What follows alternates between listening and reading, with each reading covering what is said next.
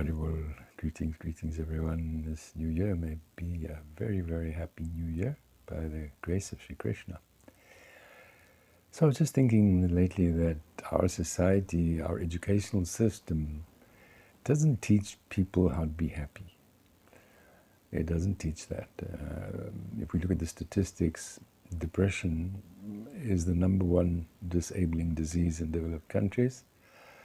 What to speak of divorce, statistics, crime, suicide, etc., etc. A long list of unhappiness. So this is evidence that the educational system is not teaching people to be happy. So then what is the value of that education? People may say, oh well, we've got to solve the economic problem, got to learn skills and pay the bills.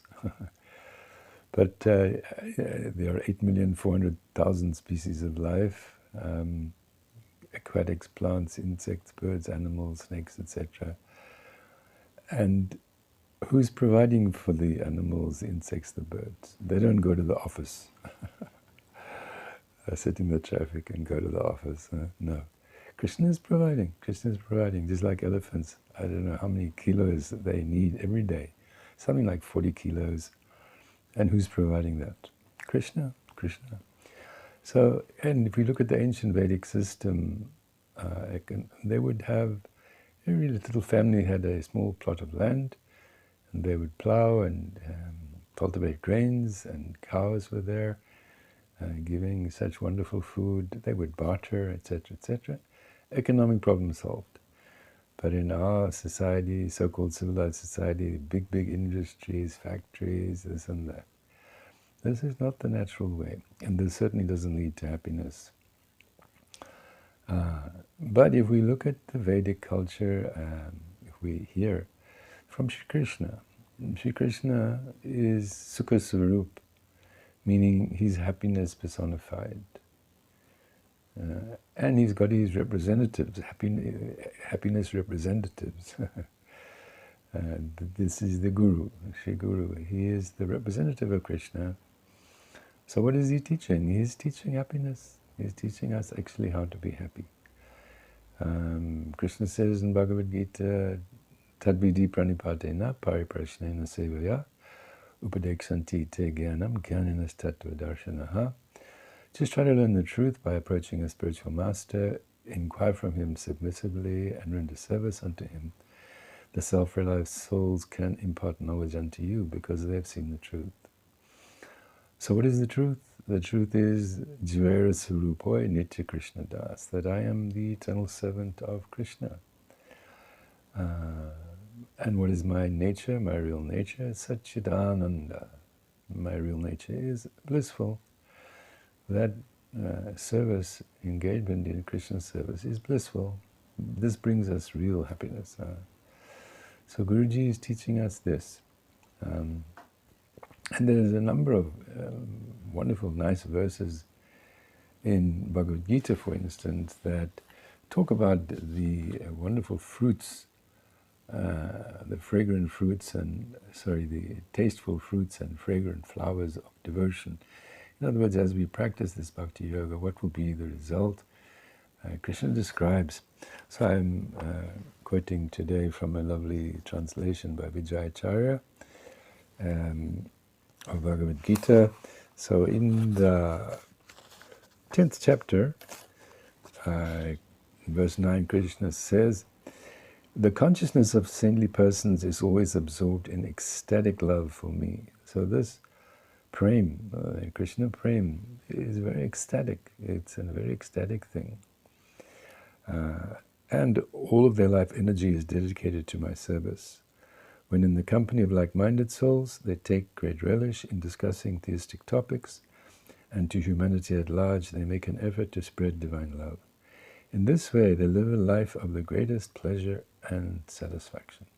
So here Krishna is saying, you take up this path of bhakti yoga under the guidance of Sri Guru, and you will experience the greatest pleasure and satisfaction. Of course, that pleasure and satisfaction is ever increasing, and it will never end. Here's another nice verse Krishna talks about in the 9th chapter. verses 13 and 14. The most highly evolved of souls take direct shelter of my divine nature and absorb themselves fully on the sacred path of service, never allowing themselves to be distracted from remembering me as the inexhaustible fountainhead of all creation. Such noble and sublime persons may always be seen to be singing my praises, attempting with determined effort to please me, offering their humble respects to me within the temples and within the hearts of all, and perpetually absorbed in the rapture of pure devotional ecstasy. How amazing is that? Perpetually. They're not sometimes so-called happy, sometimes unhappy. No. Always perpetually absorbed in the rapture of pure devotional ecstasy. Wow. Even the words are just amazing.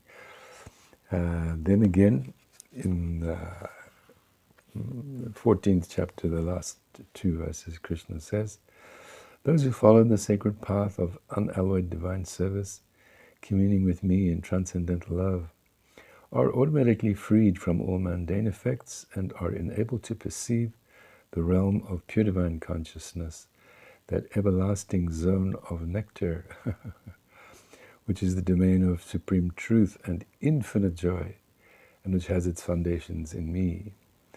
So Krishna is giving us some very big promises. It's such a beautiful description that this transcendental realm is the everlasting zone of nectar. You are now entering the nectar zone.